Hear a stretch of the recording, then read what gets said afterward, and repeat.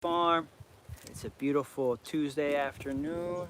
We're just getting the seeds in there. I'll tell you a little trick that you won't hear anywhere else. You won't hear this anywhere else.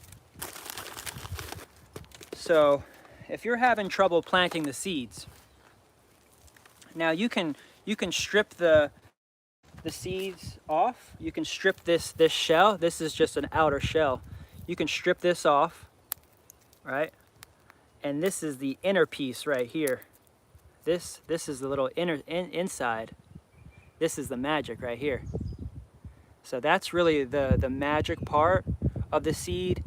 Inside the shell, that creates the oil, the moringa oil, right? You press this makes the oil, but you can also stick this in a little plastic baggie with a toilet paper, moist toilet paper, and you can sprout the seeds just from this little inner piece without needing the shell, without needing the soil.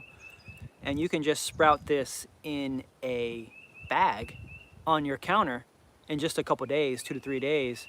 And then you can take this after it's sprouted and put it in some soil or put it in